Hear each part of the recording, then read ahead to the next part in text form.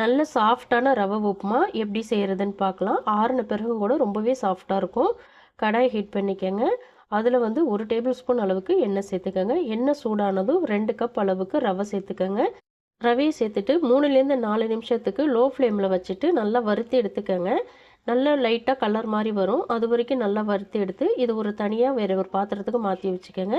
இப்போ அதே கடாயில் 3 டேபிள் ஸ்பூன் அளவுக்கு எண்ணெய் சேர்த்துக்கங்க. 1 டீஸ்பூன் கடுகு சேர்த்துக்கங்க. 1 டீஸ்பூன் உளுத்தப்பருப்பு சேர்த்துக்கங்க. 1 டேபிள் ஸ்பூன் கடலைப்பருப்பு சேர்த்துக்கங்க. முந்திரி பருப்பு 15லேருந்து 20 முந்திரி பருப்பு சேர்த்துக்கங்க. 1/4 டீஸ்பூன் அளவுக்கு சீரகம் சேர்த்துக்கங்க.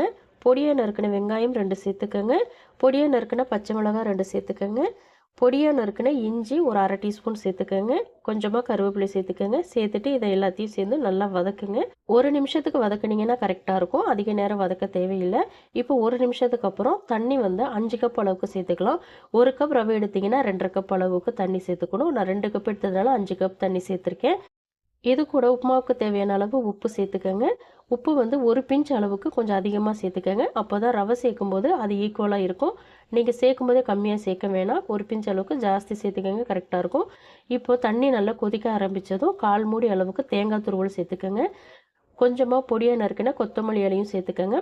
சேர்த்துட்டு ரவையை கொஞ்சம் கொஞ்சமாக சேர்த்து நல்லா கலந்து விடுங்க. எல்லாத்தையும் மொத்தமாக சேர்த்துட்டிங்க அப்படின்னா கட்டி தட்டுரும். அதனால் கொஞ்சம் கொஞ்சமாக சேர்த்து நல்லா கலந்து விடுங்க. ஹை ஃப்ளேம்லேயே வச்சு மிக்ஸ் பண்ணுங்கள். இப்போ பார்த்தீங்கன்னா கொஞ்சம் கொஞ்சமாக அது திக்காக ஆரம்பிக்கும். இந்த ஸ்டேஜில் இதை நல்லா லோ ஃப்ளேமில் வச்சுக்கோங்க. இல்லை மேலே எல்லாம் தெரிக்கும். லோ ஃப்ளேமில் வச்சுட்டு கலந்து விட்டுங்க. இந்த அளவுக்கு இது கெட்டியானதுக்கப்புறம் ஸ்டவ்வை வந்து ஆஃப் பண்ணிவிடுங்க. ஆஃப் பண்ணிவிட்டு இது மேலே ஒரு 2 டேபிள் ஸ்பூன் அளவுக்கு நெய் சேர்த்துக்கங்க. நெய் சேர்த்துட்டு இதை வந்து ஒரு மூடி போட்டு 5 நிமிஷத்துக்கு அப்படியே விட்டுருங்க. 5 நிமிஷத்துக்கு அப்புறம் ஓப்பன் பண்ணி பார்க்கலாம். இப்போது 5 நிமிஷம் ஆயிடுச்சு. ஓப்பன் பண்ணி காட்டுறேன் பாருங்கள். நல்லா சாஃப்டாக இருக்குங்க. இந்த உப்புமா வந்து உதிரி உதிரியாக இருக்காது. நல்லா அல்வா மாதிரி சாஃப்டாக இருக்கும். நிச்சயமாக ட்ரை பண்ணி பாருங்கள். தேங்காய் சட்னி கூட அல்லது சாம்பார் கூடலாம் பரிமாறினீங்க அப்படின்னா வேறு லெவலில் இருக்கும். நிச்சயமாக நீங்கள் ட்ரை பண்ணி பாருங்கள். உப்புமா பிடிக்காதவங்க கூட விரும்பி சாப்பிடுவாங்க. அந்த அளவுக்கு இதோட டேஸ்ட் அல்டிமேட்டாக இருக்கும்.